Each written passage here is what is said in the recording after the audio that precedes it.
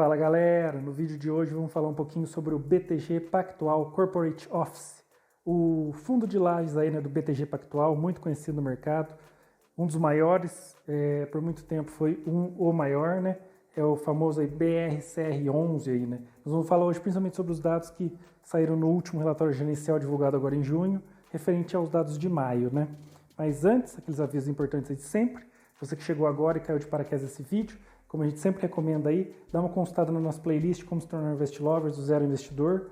Nela a gente vai ensinar desde do que porque você deve se interessar por finanças, por investimentos aí, até como você começa, se organiza financeiramente aí, monta uma carteira de investimentos e quais produtos que você pode colocar de acordo com o seu perfil aí, de risco e busca por retorno, outra coisa muito importante, recomendo também meu Instagram aí, o invest.lovers, para quem quiser dicas de finanças, de economia, de investimentos e também plantão de notícias da B3, onde eu trago sempre as principais notícias aí de forma bem recente, assim conforme elas vão saindo. E por fim, não menos importante, meu podcast é com meu amigo Rafael, o Incast Lovers, que a gente fala bastante também sobre finanças, investimentos e inteligência emocional também, inteligência financeira, e daí complementando e falando de forma mais dissecada, mais explicada do que nas outras mídias aí, uma conversa mais longa, mais detalhada aí, que a gente complementa as outras mídias, certinho? E por fim, não menos importante, o vídeo de hoje não é uma recomendação de investimento, não é uma torcida para sucesso ou insucesso desse fio ou dos demais.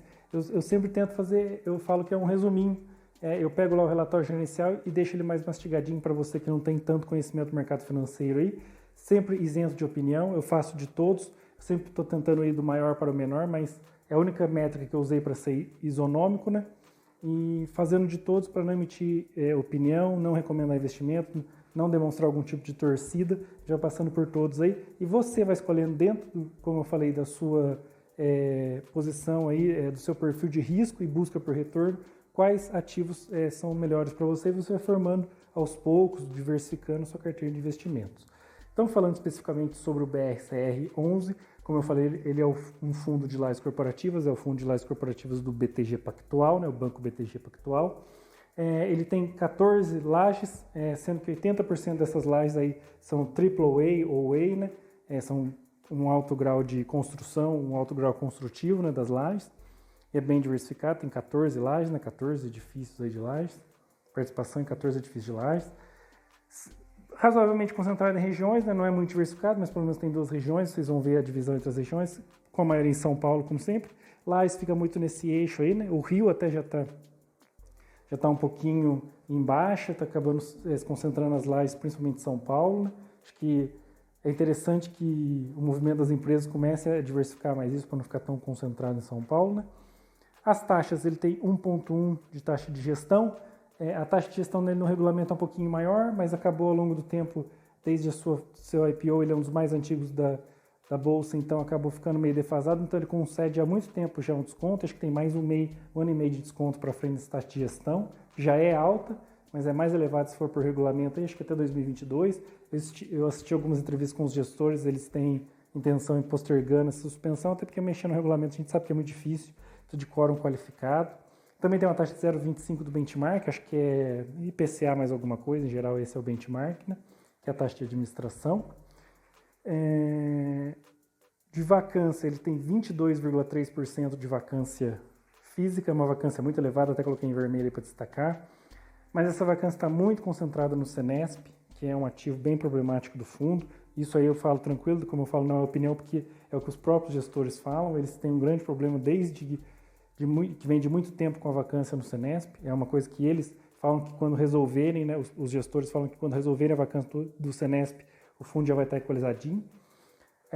Por outro lado, a vacância financeira não é tão elevada quanto a física, então fica em patamares aceitáveis aí no mercado de lajes, E por fim, a gente tem um yield aí nos últimos 12 meses de 6,68, com um certo prêmio de risco sobre as NTNBs, que é o que a gente sempre fala, o yield do IFIX ele tem que ter um prêmio de risco sobre as NTNBs, para compensar esse investimento mais arriscado. Essa não é a única métrica, mas é interessante os fundos que têm um prêmio, E o BRCR apresentam esse prêmio e isso é bem legal. Aí esse é um gráfico que eu gosto muito de trazer, assim como eu gosto de trazer o lucro versus cotação nos vídeos sobre as empresas, né? Aqui mostra o poder, a cotação desde o IPO, né? E o poder de você reinvestir. Aí no caso é cotizado para uma cota só, né?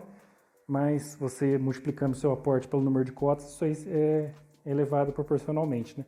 E mostrar o poder de reinvestir, né? Em azul a cotação, em vermelho as cotações, mais os dividendos se você reinvestir. Como eu falei, é cotizado para uma cota, né? O IPCA, desde o IPO desse fundo, teve um desempenho de 61%, né, da elevação do nível de preços.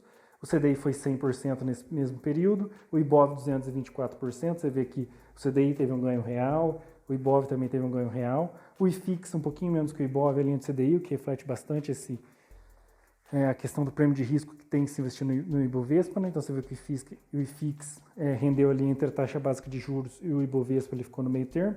A gente vê o ativo em si um bom retorno quando analisado de forma cotizada aí do BRCR, né? Como eu sempre falei, reinvestindo os lucros, teve quase que o dobro do Ibovespa, quase que o triplo do IFIX. Então é um ativo que apresentou um retorno bem interessante desde o seu IPO, né? Como sempre ressalto, retornos passados não são garantia de retorno futuro, né?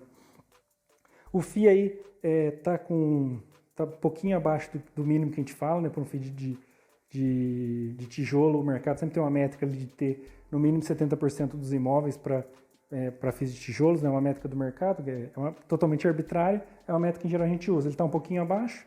Os FIIs de lá estão com essa dificuldade, porque você imagina num cenário que está deprimido, você acabar comprando e aumentando o seu portfólio. Então muitos FIIs acabam se utilizando de alocar parte em outros FIIs, como ele está fazendo. Tem uma pequena participação em papéis, o caixa está bem reduzido.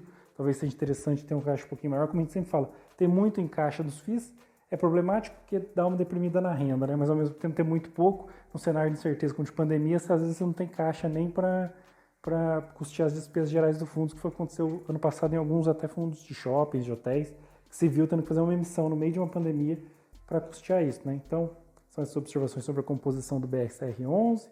Entre locatários, aí ele é um fundo bem diversificado, você vê que as maiores posições dele, o locatário que mais influencia no fundo é a Petrobras. Isso é uma coisinha meio problemática, né, que a Petrobras é uma estatal, a gente sabe as ingerências que ela está sujeita, e ao mesmo tempo também é conhecida aí por ter saído de alguns prédios, né, apresenta um risco de vacância ter ela como locatária, e ainda mais quando ela é maior, quando consultado entre os locatários, né, unitariamente falando.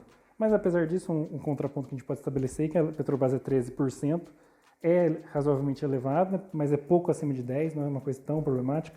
E segundo vem a Samsung, 7,7%, Volkswagen 5,7%, também um pouquinho de cuidado com o Volkswagen, porque o setor automotivo dá uma sofrida aí, Ford saiu, então também é um alerta. Depois Cargill, Safone, mas você vê que 63% dos locatários dela tem menos de 4,7%, né, então ela razoavelmente está bem distribuída aí, né, entre os locatários. Como eu falei, distribuição por estado é concentrado no eixo Rio-São Paulo e mais concentrado dentro de São Paulo, quase 80%, né, o Rio ali nos 20%, na casa dos 20%. Um refresco que a gente tem é nos vencimentos do contratos, que só 0,5% agora em 2021, só em torno de 5% em 2022. Você vê que mais da metade está em 2025 para frente. Ainda mais que se você somar os dois dados, que no balanço está assim mesmo, não está errado, viu, galera? Ele coloca 2025 e mais 2025, né? Então, se você somar os dois ali, de 2025 em diante, você tem quase 60% dos contratos se vencendo, né?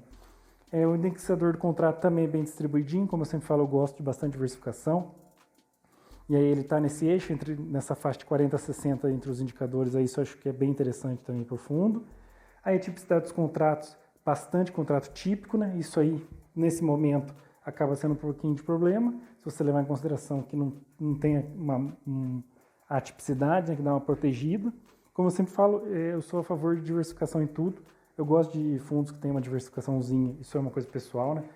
Que tem uma diversificação entre típicos e atípicos. Eu não gosto daqueles que são 100% típico ou 100% atípico.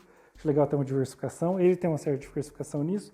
Como eu sempre falo, seria interessante caminhar mais para 50-50 aí, né? Que você absorve o melhor dos dois momentos imobiliários, né?